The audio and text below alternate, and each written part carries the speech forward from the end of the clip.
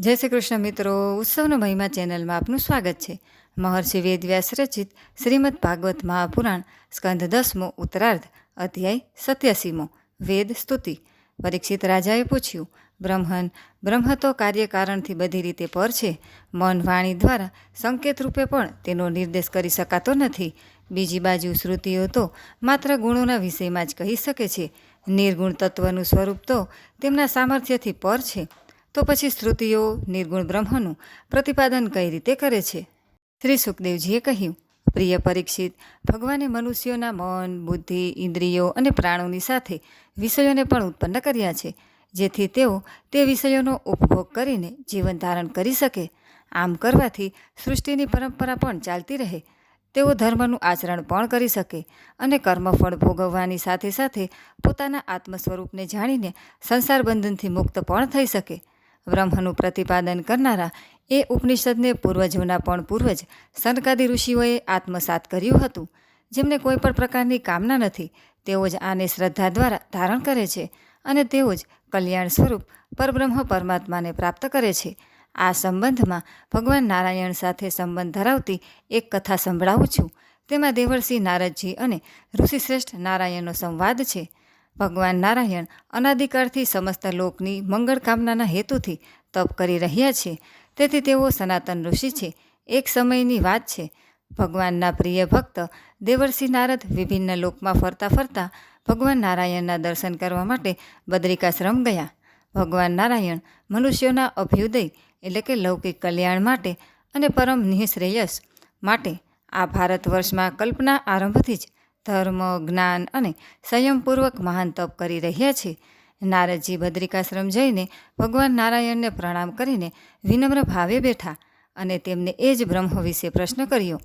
ભગવાને જે બ્રહ્મ વિશે કલાપ ગ્રામવાસી ઋષિઓને જણાવ્યું હતું, પરીક્ષિત, તમે પણ મને તે જ બ્રહ્મ વિશે પૂછી રહ્યા છો. એ બ્રહ્મ વિશે હું તમને જે કહું છું તેને તમે ભગવાન નારાયણના જ શબ્દોમાં સાંભળો. આ જ્ઞાન પ્રાચીન કાળમાં સ્વયં ભગવાન નારાયણે જનલોક નિવાસી સનકાદી ઋષિઓને કહ્યું હતું. ત્યાં આ જ બ્રહ્મના વિષયમાં ચર્ચા થતી હતી. ભગવાન નારાયણે કહ્યું, પ્રિય નારદ, એકવાર જનલોકમાં આવું જ બ્રહ્મ સત્ર થયું હતું. તે સત્ર ત્યાં રહેનારા બ્રહ્માના માનસપુત્રો અને નૈષ્ઠિક બ્રહ્મચારી એવા સનક, સનંદન, સનાતન અને સનતકુમાર સમક્ષ થયું હતું. તમે જ્યારે મારા શ્વેત દ્વીપાધિપતિ અનિરુદ્ધ સ્વરૂપના દર્શન કરવા માટે શ્વેતદ્વીપ ગયા હતા, ત્યારે ત્યાં બ્રહ્મ વિશે ઘણી સુંદર ચર્ચા થઈ હતી. એ વિષયનું વર્ણન કરવામાં શ્રુતિઓ પણ અસમર્થ છે. ત્યાં એ જ પ્રશ્ન પૂછવામાં આવ્યો હતો જે તમે મને હમણાં પૂછી રહ્યા છો. શ્રુતિઓ નિર્ગુણ બ્રહ્મનું વર્ણન કઈ રીતે કરે છે? સનકાદી ચારેય ઋષિઓ શાસ્ત્રીય જ્ઞાનથી સંપન્ન છે. તપસ્યા અને શીલ સ્વભાવમાં પણ સમાન છે. તેમની દ્રષ્ટિમાં શત્રુ, મિત્ર કે ઉદાસીનનો ભેદ નથી. તેમણે પોતાનામાંથી સનંદને વક્તા બનાવ્યા અને બાકીના ત્રણેય ભાઈ જિજ્ઞાસુ શ્રોતા બનીને બેસી ગયા. સનંદને કહ્યું, જ્યારે પરમાત્મા પોતે બનાવેલા આ જગતને પોતાનામાં લીન કરીને પોતાની શક્તિઓની સાથે સૂતા હોય છે અને પ્રલયનો કાળ સમાપ્ત થતાં ફરીથી સૃષ્ટિ નિર્માણનો સમય આવે છે, ત્યારે શ્રુતિઓ પરમાત્માનું પ્રતિપાદન કરનારા વચનોથી એ રીતે તેમને જગાડે છે જેમ સવારે સેવક એવા બંદીજનો આવીને રાજાના પરાક્રમ તથા સુયશનું વર્ણન કરીને સૂઈ ગયેલા રાજાને જગાડે છે. શ્રુતિઓ કહે છે, હે અજીત, આપનો જય થાઓ, જય થાઓ, આપ સર્વશ્રેષ્ઠ છો. આ ચરાચર જગતના આનંદાદી ગુણોને ઢાંકી દેવા માટે જ આપની માયાએ સત્વાદી ગુણોનો સ્વીકાર કર્યો છે. તે માયાનો આપ નાશ કરો, કેમ કે એકમાત્ર સ્વયં આપ જ સમસ્ત ઐશ્વર્યથી પરિપૂર્ણ છો અને તેથી મનુષ્ય વગેરે સમસ્ત પ્રાણીઓની જ્ઞાન, વૈરાગ્ય વગેરે શક્તિઓને જાગૃત કરનારા પણ આપ જ છો. ક્યારેક આપ માયાની સાથે જગતરૂપે પ્રગટ થાઓ છો તો ક્યારેક વિશ્વના નિર્માણનો સંકલ્પ કરો છો. ત્યારે સર્જન, પાલન અને સંહારની લીલા કરો છો અથવા જગતના કલ્યાણ માટે અવતાર ધારણ કરવાની લીલા કરો છો. આવા આપના સગુણ રૂપનું વર્ણન કરવામાં અમે શ્રુતિઓ કંઈક અંશે થોડી ઘણી સમર્થ થઈ શકીએ છીએ. હે પ્રભુ, આ સમગ્ર જગત આપથી જ ઉત્પન્ન થયું છે. તેથી આ સંપૂર્ણ જગત બ્રહ્મનું સ્વરૂપ છે. જ્ઞાનીઓ સંપૂર્ણ વિશ્વનો બ્રહ્મરૂપે અનુભવ કરે છે, કેમ કે તે બ્રહ્મથી જ ઉત્પન્ન થયું છે અને બ્રહ્મમાં જ વિલીન થઈ જાય છે. પરમાત્મા જ શેષ રહે છે. તેથી તત્વદ્રષ્ટિથી જોતા એકમાત્ર પરબ્રહ્મની જ સત્તા છે. જેમ માટીમાંથી અનેક પ્રકારના જુદા જુદા આકારના પાત્રો બને છે, પરંતુ તે પાત્રો બન્યા તે પૂર્વે માટી જ હતી. પાત્રોના આકારમાં પણ માટી જ છે અને તે પાત્રો નષ્ટ થતાં પણ માટી જ શેષ રહે છે, અર્થાત માટી અવિકારી રૂપે એક જ રહે છે. તે જ પ્રમાણે પ્રપંચનું અર્થાત સંસારનું સર્જન આપનાથી થતું હોવાને કારણે તેના આદિ, મધ્ય અને અંતમાં અવિકારી રૂપે આપ જ રહો છો. પ્રકૃતિના કાર્યરૂપ સંસારમાં નિરંતર પરિવર્તન થઈ રહ્યું છે. તેથી ઋષિઓ મન દ્વારા જે ચિંતન કરે છે, વાણી દ્વારા જે વર્ણન કરે છે, તે બધું બ્રહ્મનું ચિંતન, મનન અને વર્ણન થાય છે. અગ્નિ, ઇન્દ્ર, વરુણ વગેરેના રૂપમાં તેઓ જે ઉપાસના વગેરે કરે છે તે બધી બ્રહ્મની જ ઉપાસના છે. જેમ કોઈ મનુષ્ય પોતાનો પગ ઈંટ, પથ્થર અથવા લાકડા પર મૂકે તો પણ તે પૃથ્વી પર જ હશે, કેમ કે તે બધા પૃથ્વી સ્વરૂપ જ છે. તેથી અમે શ્રુતિઓ પણ જે નામરૂપનું વર્ણન કરીએ છીએ તે બધું આપનું જ વર્ણન છે. હે ત્રિલોકના અધિપતિ, આપના તત્વ રહસ્યને જાણનારા ભક્તોમાંથી કેટલાય ભક્તો તો આપના લીલા કથામૃતરૂપી સાગરમાં સ્નાન કરીને પોતાના પાપ તાપ ધોઈને આપને પ્રાપ્ત થાય છે, તથા બીજા કેટલાક જ્ઞાન માર્ગ દ્વારા રાગ, દ્વેષ વગેરેને નષ્ટ કરી કર્મવાસના ક્ષીણ થતાં આપના સ્વરૂપમાં એકાત્મતાથી સ્થિત થઈને આપને પ્રાપ્ત થાય છે. આ પ્રમાણે હે પરમાત્મા, આપના તે ભક્તોએ પોતાનું અંતઃકરણ આત્મજ્ઞાન દ્વારા તદ્દન શાંત અને પરિશુદ્ધ કરી દીધું છે. તેથી તેમને કાળના પ્રભાવે થતા શરીરના વિકારો, વૃદ્ધાવસ્થા અને મૃત્યુ વગેરે પણ ચલિત કરી શકતા નથી. ક્યાં સુધી કહું, તે ભક્તો તો સતત પરમાનંદનો અનુભવ કરતા રહીને આપના ભજન ધ્યાનમાં લીન રહે છે. હે પરમાત્મન, પ્રાણી આપની ભક્તિ, આપનું પૂજન વગેરે કરતો રહે તેમાં જ તેના જીવનની સાર્થકતા છે. નહીંતર તેનું શ્વાસ લેવું લુહારની ધમણ જેવું વ્યર્થ છે. મહતત્વ વગેરે જેટલા પણ તત્વો છે તે બધા જળ છે. સૃષ્ટિના સર્જનમાં એ બધા જ્યારે સફળ ન થઈ શક્યા ત્યારે આપે જ કૃપાપૂર્વક એ તત્વોમાં પોતાની શક્તિનો સંચાર કર્યો, ત્યારે તે સૃષ્ટિના નિર્માણ કાર્યમાં સફળ થયા. આ પ્રમાણે આપના અનુગ્રહથી જ સૃષ્ટિનું નિર્માણ થયું. અન્નમય, પ્રાણમય, મનોમય, વિજ્ઞાનમય અને આનંદમય આ પંચકોશોમાં તે શરીર પ્રમાણે આપ જ પુરુષ રૂપે રહો છો. આ કોષોમાં જે છેલ્લો આનંદમય કોષ છે તે આપનું જ સ્વરૂપ છે. આનંદમય કોષમાં સ્થિત થઈને પ્રાણી આપને પ્રાપ્ત થાય છે. સત અસત અર્થાત કાર્યકારણ રૂપી જગતથી આપ પર છો. આથી ઉપનિષદના નેતિ વાક્યોથી નિષેધ થઈ ગયા પછી પણ શેષ જે પરમતત્વ રહે છે તેને જ જ્ઞાનીજનો ઋત અર્થાત સત્ય માને છે, અને તે સત્ય તત્વ આપ જ છો. ઋષિઓએ આપની પ્રાપ્તિ માટેના અનેક માર્ગ બતાવ્યા છે. જે સ્થૂળ દ્રષ્ટિવાળા છે તે મણિપૂરક ચક્રમાં એટલે કે નાભીમાં અગ્નિ રૂપે આપની ઉપાસના કરે છે. બીજા અરુણ વંશના ઋષિઓ નાડીઓના પ્રસારના સ્થાનરૂપ હૃદયમાં આપના પરમ સૂક્ષ્મ દહર બ્રહ્મની ઉપાસના કરે છે. હે અનંત, તે હૃદયમાંથી જ જે સુષુમ્ણા નાડી કે જે મસ્તકમાં બ્રહ્મરંધ્ર સુધી ગયેલી છે અને જે આપને પ્રાપ્ત કરવાનો શ્રેષ્ઠ માર્ગ છે, તે જ્યોતિર્મય માર્ગ દ્વારા યોગી ઉપર જઈને આપને પ્રાપ્ત કરે છે. આને અર્ચિરાદિ માર્ગ કહે છે. આ માર્ગ દ્વારા આપને પ્રાપ્ત થયેલ જીવ પુનઃ જન્મ મરણના ચક્રાવામાં પડતો નથી. ભગવાન, આપે જ અનેક પ્રકારની યોનિઓ બનાવી છે અને તે યોનિઓમાં જાણે કારણ રૂપે આપ જ પ્રવિષ્ટ થઈ ગયા છો. જોકે આપ સર્વવ્યાપી હોવાથી આપના માટે પ્રવેશ કરવાની વાત કઈ રીતે કરી શકાય, તેમ છતાં પણ પ્રવેશ કર્યો હોય એવું લાગે છે. અગ્નિ જે રીતે સર્વત્ર સમાન રૂપે વ્યાપક છે, છતાં લાકડાની આકૃતિ પ્રમાણે જુદા જુદા આકારનો જોવામાં આવે છે, તે જ પ્રમાણે આપ સદા સર્વત્ર એક રસ અને સંભાવમાં વ્યાપક છો.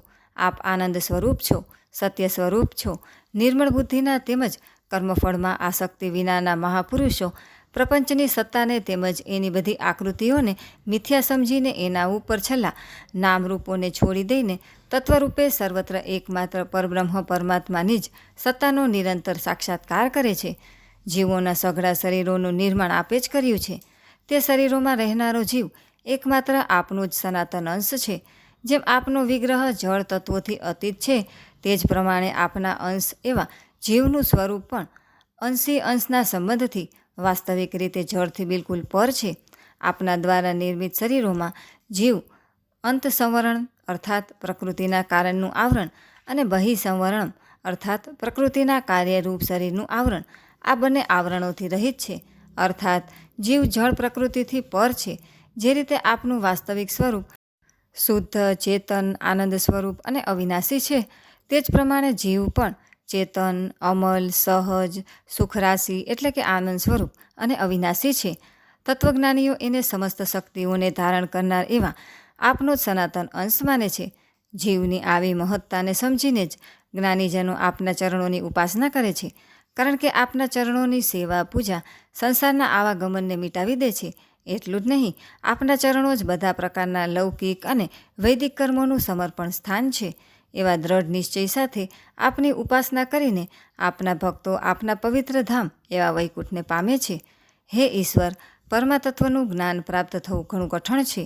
એવું જાણીને જીવો પર અનુગ્રહ કરવા માટે અને તેમનો સંસારના આવાગમનથી છુટકારો કરવા માટે આપ અનેક અવતાર ધારણની લીલા કરો છો.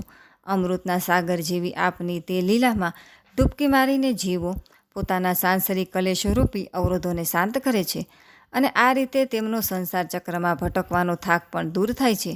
તેથી આપના ભક્તો આપના ચરણ કમળોના પ્રેમી એવા પરમહંસોના સત્સંગમાં જ અનંત આનંદનો અનુભવ કરતા રહીને પોતાના ગૃહસ્થ જીવનને પણ વિસારી દે છે. એટલું જ નહીં, તેઓ કથામૃતના આનંદને છોડીને મોક્ષની પણ કામના કરતા નથી, કારણ કે આપની કથા જ અમૃતનો લહેરાતો સાગર છે. ભક્તોનું ચિત્ત પૂર્ણતઃ આપમાં જ જોડાયેલું રહે છે. તેથી આપની અવતાર લીલા પણ જીવો માટે એક વિશેષ અનુગ્રહ જ છે. હે પરમાત્મન, આ 5 ભૌતિક શરીર આપને પ્રાપ્ત કરવાનું એક સાધન છે.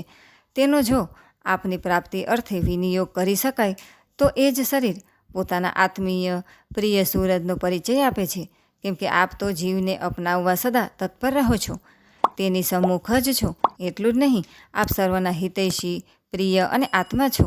તેથી જ આપે આપના તરફથી જીવને વિપુલ સાધનો આપીને આપને પ્રાપ્ત કરવાની અનુકૂળતા કરી આપી છે. પરંતુ દુઃખની વાત છે કે જીવ અસત એવા ભોગોની કામના કરીને તેમાં જ ખૂપેલા રહીને એ કામનાઓની પૂર્તિ કરવામાં જ વ્યસ્ત રહે છે અને આ રીતે તેઓ સ્વયં પોતાના આત્માનું જ હનન કરી રહ્યા છે. આવા જીવોએ શરીર ધારણ કરવું એ એક રીતે જન્મ મરણના ચક્રાવામાં ભટકવા જેવું છે, અર્થાત તેમનું જીવન વ્યર્થ છે. હે પ્રભુ, આપનો સર્વના પ્રત્યે સમાન ભાવ છે, સાથે સાથે તમામ જીવો પ્રત્યે આપની અપાર કરુણા છે. એનું પ્રમાણ એ છે કે જે યોગીઓ પ્રાણાયામ, પ્રત્યાહાર વગેરે દ્વારા પોતાના મન ઇન્દ્રિયોને વશ કરીને આપની ઉપાસના કરે છે, તેઓ પણ આપને જ પ્રાપ્ત થાય છે. તે જ પ્રમાણે આપનું શત્રુભાવે સ્મરણ કરનારા રાવણ, કંસ, શિશુપાલ વગેરે પણ આપને જ પ્રાપ્ત થાય છે. એ ઉપરાંત આદિ શેષ નારાયણના જેવી ભુજાઓ ધરાવનારા આપનામાં જ જેમની બુદ્ધિ પરોવાયેલી છે એવી વ્રજની ગોપી વગેરે સ્ત્રીઓ તેમજ અન્ય કામભાવથી પ્રેમ કરનારી સ્ત્રીઓ પણ આપનું પ્રેમભાવથી સ્મરણ કરીને આપને જ પ્રાપ્ત થાય છે. અને અમે શ્રુતિઓ કે જેમણે આપના ચરણ કમળોને પોતાનો દ્રઢ આશ્રય માન્યો છે, તે પણ આપને જ પ્રાપ્ત થઈએ છીએ. અર્થાત આપનું સ્મરણ ભલે કોઈ પણ ભાવથી કરવામાં આવે, છેવટે તે આપની પ્રાપ્તિ કરાવી દે છે. આપના સમાન ભાવનું જ આ પરિણામ છે. હે ભગવાન, આપ જ સૌના આદિ કારણ છો. સર્વપ્રથમ પ્રજાપિતા બ્રહ્માજી આપનામાં જ ઉત્પન્ન થયા છે. તે પછી આધ્યાત્મિક અને આધિદૈવિક બંને પ્રકારના દેવતાઓ શરીરમાં રહેનારા મન અને ઇન્દ્રિયોના અભિમાની દેવતા એટલે કે આધ્યાત્મિક દેવતા તથા બહારના અન્ય લોકપાલ દેવતા એટલે કે આધિદૈવિક દેવતા ઉત્પન્ન થયા. આ પ્રમાણે એ તમામની ઉત્પત્તિ આપનામાંથી જ થઈ છે. તેથી જેઓ આપનામાંથી ઉત્પન્ન થયા છે તેઓ સર્વના મૂળ કારણ એવા આપને, આપના વાસ્તવિક સ્વરૂપને કઈ રીતે જાણી શકે? પ્રભુ, જન્મ લેનારનું મૃત્યુ પણ નિશ્ચિંત છે. આપ અવિનાશી છો. આપ સમગ્ર પ્રપંચ પોતાનામાં લીન કરીને શયન કરો છો, ત્યારે ન તો કારણ રહે છે કે ન કાર્ય, અર્થાત સૂક્ષ્મ અને સ્થૂળ બંને પ્રકારની સૃષ્ટિનું અસ્તિત્વ રહેતું નથી. કાળનો વેગ પણ રહેતો નથી કે કોઈ શાસ્ત્ર પણ રહેતું નથી. આવી સ્થિતિમાં આપનું સ્વરૂપ કેવું છે એ વિશેની કોઈ કલ્પના પણ કઈ રીતે કરી શકે? આ પ્રમાણે આપના વાસ્તવિક તત્વનું જ્ઞાન પ્રાપ્ત કરવું સુલભ નથી. તેથી ઉપદેશકોમાં પણ અનેક પ્રકારના મતભેદ થતા રહે છે. તેમનામાંથી થોડાક જે નાસ્તિકવાદી છે તે કહે છે કે આ સંસારની ઉત્પત્તિ જળથી થઈ છે, અર્થાત સ્ત્રી પુરુષના સંયોગથી પ્રકૃતિ દ્વારા આ સંસાર ઉત્પન્ન થયો છે. જે ઉત્પન્ન થાય છે તેનો નાશ પણ થાય છે, તેમાં પણ પ્રકૃતિ જ કારણ છે. કેટલાક લોકો દુઃખોના નાશને જ મુક્તિ માને છે, બીજા કેટલાક લોકો કર્મ અને તેના ફળને સત્ય માને છે, તથા અન્ય કેટલાક લોકો આત્માના અનેક રૂપો છે એમ કહે છે. એ બધા જ ભ્રમવશ આરોપ કરીને જ આ પ્રમાણે કહે છે. કેટલાક લોકો જીવને ત્રિગુણાત્મક કહે છે. વાસ્તવમાં આ બધા તર્કો અજ્ઞાનને કારણે છે. હે પ્રભુ, આપ તો જ્ઞાન સ્વરૂપ છો અને જીવનું વાસ્તવિક સ્વરૂપ પણ આપની જેમ જ્ઞાન સ્વરૂપ જ છે. પરંતુ જીવ પોતાના આત્મ સ્વરૂપને ભૂલીને માયાના ચક્રાવામાં ભ્રમિત થયો હોવાથી તે પોતાના સ્વરૂપને જાણી શકતો નથી. જ્ઞાન સ્વરૂપ એવા આપનામાં આ પ્રકારના ભ્રમને કોઈ સ્થાન નથી. મનુષ્યથી મન સુધીનું જે આ ત્રિગુણાત્મક જગત છે એ પ્રકૃતિનું કાર્ય હોવાથી અસત છે, પરંતુ તેના આધાર આપ છો અને આપ જ તેમાં પરિપૂર્ણ રૂપે રહેલા હોવાથી તે અસત હોવા છતાં પણ સત જેવું પ્રતીત થાય છે. આત્મજ્ઞાનીની બ્રહ્મદ્રષ્ટિ હોવાથી તેના માટે સમગ્ર વિશ્વ બ્રહ્મમય જ છે. બ્રહ્મજ્ઞાની જગતને આપનું સ્વરૂપ જુએ છે, તે માયાનો સ્વીકાર કરતો નથી. તેથી તેનું વિશ્વને સત્ય માનવું પણ ઉચિત જ છે. જેમ સોનાના આભૂષણોમાં તત્વરૂપે સોનું જ સમજનાર આભૂષણોની આકૃતિને મિથ્યા માનીને સોનાની જ કિંમત સમજે છે, તે જ રીતે તત્વજ્ઞાની માયાથી બનેલી આકૃતિઓને મિથ્યા માનીને અધિષ્ઠાન રૂપે આપને જુએ છે. કેમ કે આ વિશ્વનું સર્જન કરીને આપે તેમાં પ્રવેશ કર્યો છે. આ પ્રમાણે બધા પ્રાણીઓમાં આપ જ પ્રકાશિત થઈ રહ્યા છો એવું જાણીને આપના અનન્ય ભક્તો બધામાં સર્વાત્મ ભાવ રાખીને બધા પ્રાણીઓની સેવાને આપની જ સેવા સમજે છે. તેવા મહાપુરુષોની બધી ક્રિયાઓ આપની સાથે થતી હોવાથી તેવા મહાપુરુષો મૃત્યુના મસ્તક પર પગ મૂકે છે, મૃત્યુના ભયને વિસારી દે છે. તેમનું મન આપનામાં પરોવાયેલું રહેવાને લીધે તેઓ પરમ પવિત્ર હોય છે. આથી તેઓ જન્મ મૃત્યુના ચક્રાઓમાં ફસાતા નથી. પરંતુ જેઓ આપની ભક્તિથી વિમુખ છે તેઓ વિદ્વાન હોવા છતાં આપની વેદવાણી કે જેમાં કર્મફળનું વર્ણન છે તેમાં રચ્યા પચ્યા રહેવાથી કર્મફળની કામના તેમને બંધનકારક બને છે. અને જેમ પશુને બાંધીને તેમની પાસે કામ લેવામાં આવે છે તે જ પ્રમાણે કર્મફળ આપનારી વેદવાણીમાં ફસાઈને કર્મ કરતા રહે છે. પુણ્ય પાપના ફળ સ્વરૂપે તેમના જન્મ મરણના ફેરા ટળતા નથી. પરંતુ આપના ભક્તો તો આપને પામી જતા હોય પુનઃ સંસારમાં આવતા નથી. તેથી આપની ભક્તિ જ જીવોને માટે સર્વોત્તમ છે. હે પ્રભુ, આપ મન, બુદ્ધિ, ઇન્દ્રિયો વગેરેથી રહિત હોવા છતાં બધી ઇન્દ્રિયોની શક્તિને ધારણ કરનારા છો. આપ સ્વયં પ્રકાશ સ્વરૂપ છો. સર્વ પ્રાણીઓની સર્વ પ્રકારની શક્તિના સ્તોત્ર પણ આપ જ છો. તેથી બધા દેવતાઓ પોતપોતાના ઉપહાર આપને સમર્પિત કરે છે અને પુનઃ આપની પાસેથી જ જે વસ્તુઓ પ્રાપ્ત કરે છે ઇન્દ્રિયોના દેવતા રૂપે તેઓ તે વિષયોનો ભોગ કરે છે. હે ભગવાન, આ બધી આપની જ પૂજા છે. જે પ્રમાણે કોઈ સમ્રાટને આધીન રહેનારા સામંત રાજાઓ પ્રજા પાસેથી કર લઈને સમ્રાટને આપે છે અને સમ્રાટ પાસેથી મળે તેનો ઉપભોગ કરે છે, તે જ પ્રમાણે દેવતાઓ પણ આપના દ્વારા બધા ભોગો પ્રાપ્ત કરીને તેમનો ઉપભોગ કરે છે. અને આપનાથી ભયભીત થતા રહીને વિશ્વ નિર્માણના કાર્યમાં જેમને આપે જ્યાં નિયુક્ત કર્યા છે તેઓ પોતપોતાના કાર્યમાં સાવધાનીપૂર્વક જોડાયેલા રહે છે. હે નિત્ય મુક્ત પરમેશ્વર, આપ જ્યારે લીલા કરવાની ઈચ્છા કરો છો ત્યારે આપના સંકલ્પ માત્રથી સ્થાવર જંગમ વસ્તુઓ, દેહ, પ્રાણી આ બધી નામ રૂપાત્મક સૃષ્ટિ બની જાય છે. તે સમયે પૂર્વ સંસ્કારોથી યુક્ત થઈને બધા પ્રાણીઓ ઉત્પન્ન થાય છે. આપ તે સર્વમાં આકાશની જેમ બધાથી અસંગ રહો છો. આપ સર્વવ્યાપી છો, સર્વશ્રેષ્ઠ છો, પરમ છો. ન તો કોઈ આપનું પોતાનું છે કે ન પરાયું છે. તેમ છતાં જેઓ આપની ભક્તિ કરે છે તે આ જન્મ મૃત્યુના ચક્રાવામાંથી છૂટીને આપના પરમપદને પ્રાપ્ત થઈ જાય છે. હે ધ્રુવ સત્ય સ્વરૂપ પરમાત્મન, પ્રાણીઓ અસંખ્ય છે. જો તે બધાને નિત્ય અને સર્વવ્યાપી માની લેવામાં આવે તો એ બધા જીવો પણ આપના જેવા જ હોત. અને તો પછી તેવી સ્થિતિમાં આપના દ્વારા તેમને નિયંત્રણમાં રાખવા અસંભવ બની જાત. કેમ કે શાસન કરનારનું તો વ્યાપક હોવું બરાબર છે, પરંતુ જેમના ઉપર શાસન કરવાનું છે તેઓ વ્યાપક હોઈ શકતા નથી. વળી જે કારણથી એ યુક્ત અને જેનાથી આ સમગ્ર વિશ્વ ઉત્પન્ન થયું છે તે જ આ વિશ્વનો શાસક થઈ શકે છે. આ વિશ્વ આપનામાંથી જ ઉત્પન્ન થયું છે અને આપ જ તેના ઉપાદાન કારણ પણ છો. આપ જ વિશ્વના નિયંતા છો અને આ સંસાર સાથે ઓતપ્રોત રહીને આપ જ બધાનું સમભાવે શાસન કરો છો. આ વિશ્વ આપનું સ્વરૂપ છે, તેથી આપના સિવાય અન્ય કોઈ આ વિશ્વનો નિયંતા હોઈ શકે નહીં. જો કોઈ કહે કે મેં આપને જાણી લીધા તો તેનું આ કથન અભિપ્રાય દોષને કારણે યથાર્થ નથી. અમારા અભિપ્રાય પ્રમાણે તો સર્વના પરમ પિતા એવા આપના ચરણોનું શરણ લેવું એ જ અભયપદની પ્રાપ્તિમાં હેતુ છે. હે સ્વામી, પ્રકૃતિ અને પુરુષ બંને અજન્મા અને અનાદિ છે, પરંતુ તેમનાથી આ વિશ્વની ઉત્પત્તિ થઈ હોય એ શક્ય નથી. આપ તો પોતાના સંકલ્પ માત્રથી અનંત કોટી બ્રહ્માંડોનું નિર્માણ કરો છો. જેમ જળ અને વાયુના સંયોગથી પાણીમાં પરપોટો ઉત્પન્ન થાય છે અને વિલીન થઈ જાય છે, તે જ પ્રમાણે પ્રાણીઓ પણ પ્રકૃતિ અને પુરુષના સંયોગથી ઉત્પન્ન થાય છે અને છેવટે અનેક નામ અને ગુણો સહિત સર્વશ્રેષ્ઠ એવા આપમાં લીન થઈ જાય છે.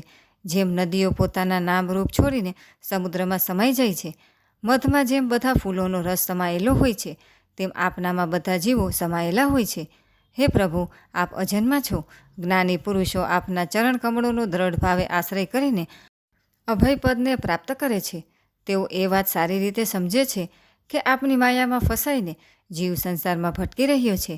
આપના ચરણોના શરણમાં ન આવવાને કારણે જ આપનું કાળચક્ર તેને વારંવાર ભયભીત કરી રહ્યું છે. ઠંડી, ગરમી અને વરસાદ એવા 3 ભાગવાળું સંવત્સર રૂપી કાળચક્ર આપનો જ ભ્રુવિલાસ છે. જ્ઞાનીઓ પૂર્ણ રૂપે આપની જ ભક્તિ કરે છે. આપનું જ અનુસરણ કરનારાઓને સંસારનો ભય રહેતો નથી. તેથી હે ભગવાન, આ જીવ આપના શરણમાં આવ્યો છે, તેનો આપ ઉદ્ધાર કરો. હે અજન્મા પ્રભુ, જે યોગીઓએ પ્રાણાયામ વગેરે સાધનો દ્વારા પોતાની ઇન્દ્રિયોને વશ કરી લીધી છે, પરંતુ ગુરુદેવના ચરણોનો આશ્રય લીધો નથી, પરિણામે તેમનો મનરૂપી ઘોડો અત્યંત ચંચળ હોવાથી કોઈ પણ રીતે વશ થતો નથી અને તે તેમની ઇન્દ્રિયોને વારંવાર ક્ષુબ્ધ એટલે કે ચંચળ કરતો રહે છે અને તેથી તેમને વિપત્તિઓનો સામનો કરવો પડે છે. આવી યોગીઓની સ્થિતિ સઢ વિનાના વહાણમાં બેસીને યાત્રા કરતા વેપારીઓ જેવી થઈ જાય છે. તેથી પરમાનંદની પ્રાપ્તિ માટે ગુરુદેવના ચરણોનો આશ્રય લેવો જોઈએ. ગુરુદેવના રૂપે પણ આપ સ્વયં જ છો. હે ભગવાન, આપ અખંડ આનંદ સ્વરૂપ છો. શરણાગત ભક્તો માટે તો આત્મ સ્વરૂપ જ છો. જે ભક્તોએ આપને પોતાના બનાવી દીધા, તેમને સ્વજન કહેવાતા પુત્ર, પત્ની અને પોતાના દેહ કે સ્થાવર સંપત્તિ, ઘર, જમીન કે અન્ય કશાથી શું પ્રયોજન? આ સત્યને વિચારીને જે લોકો આનંદ માટે સંસારમાં તલ્લીન રહે છે અને વિષયોની પાછળ ભટકે છે, તેમને વિષયો પોતે જ વિનાશી અને સારહીન હોવાને કારણે ભલા ક્યું સુખ આપી શકે? તેથી મનુષ્ય પરમાનંદ સ્વરૂપ એવા આપનું જ ભજન કરવું જોઈએ.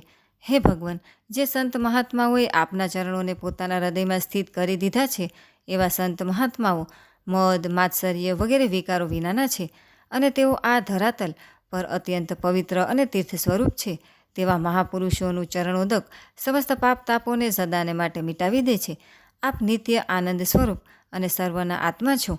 જ્યાં આપની લીલા કથાઓ નિરંતર સાંભળવા મળે છે, એવા મહાપુરુષોના સત્સંગમાં જે એકવાર પણ પોતાનું માન પરોવે છે, તે પુનઃ મનુષ્યના મનના સાત્વિક ગુણોનું હરણ કરનારી સંસાર જાળમાં ફસાતા નથી. પ્રશ્ન એ છે કે જગત સતથી ઉત્પન્ન થયું છે, તેથી તેને પણ સત માની લેવામાં આવે તો શું વાંધો છે? આ પ્રશ્નનો ખુલાસો એ છે કે આ વાત તર્ક દ્વારા સિદ્ધ થતી નથી, કારણ કે જગતમાં અનેકતા છે અને તે અસત્ય પણ દેખાય છે. તેથી જગતને સત્ય માનવામાં અભિપ્રાય દોષ એટલે કે મતભેદ છે.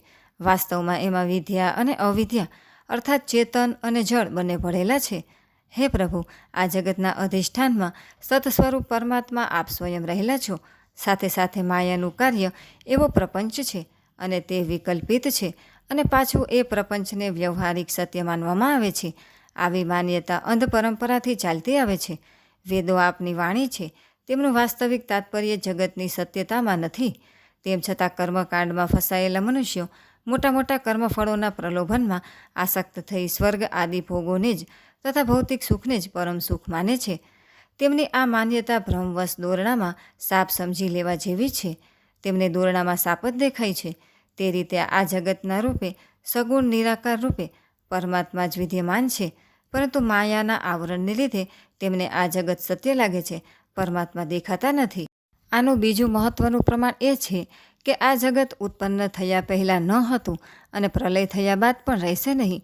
આનાથી પણ એ સિદ્ધ થાય છે કે મધ્યમાં પણ તે મિથ્યા જ છે. ઉત્પત્તિ અને પ્રલયના મધ્યના ગાળામાં તે આપનામાં પ્રતીત થાય છે. દ્રવ્ય, જાતિ, આકાર વગેરેના આધારે અને વ્યવહાર માટે તે બધાના નામરૂપ રાખવામાં આવે છે. ખરેખર તે બધો પણ વાણીનો વિલાસ જ છે, અર્થાત તેમનું નામ લઈને વ્યવહાર કરવો તે એક પ્રકારની આપણી કલ્પના જ તો છે. જ્ઞાનીઓ આ બધાને અને તેમના વ્યવહારને મિથ્યા માને છે. જ્ઞાનીઓ સમગ્ર વિશ્વના કણ કણમાં આપ જ વિદ્યમાન છો, વ્યાપ્ત છો, એવો સાક્ષાત્કાર કરે છે, પરંતુ અજ્ઞાનીઓને આપ દેખાતા નથી. તેમની દૃષ્ટિમાં સાંસારિક પદાર્થો દેખાય છે અને તેમને તેઓ સત્ય માને છે. આ પ્રમાણે જીવ માયાથી મોહિત થઈને માયાનો સ્વીકાર કરે છે. ત્યાર પછી તે ગુણોને સ્વીકારે છે અને પછી સ્વયં માયારૂપ બની જાય છે. પરિણામે પોતાનું જે સચ્ચિદાનંદ સ્વરૂપ છે તેને તે ભૂલી જાય છે.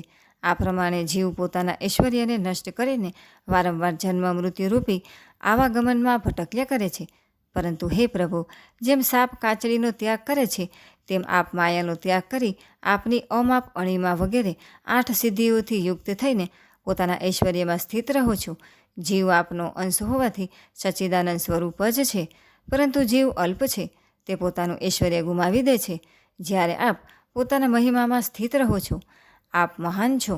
હે પ્રભુ, જો પ્રસન્નતાપૂર્વક સંયમ દ્વારા હૃદયમાંથી કામ વાસનાઓની ઝાડને સમૂળી ઉખાડીને નષ્ટ ન કરવામાં આવી તો વિષયોમાં ડૂબેલા સાધકના હૃદયમાં આપના રહેવા છતાં આપના દર્શન તેમને એ રીતે દુર્લભ છે, જેમ કંઠમાં મળી ધારણ કરેલો હોવા છતાં વિસ્મૃતિ થઈ જતાં તે તેને મળતો નથી. આથી જ વિષય મનુષ્યો ઇન્દ્રિયો અને પ્રાણોની તૃપ્તિમાં ડૂબેલા રહીને આપનાથી વિમુખ રહે છે.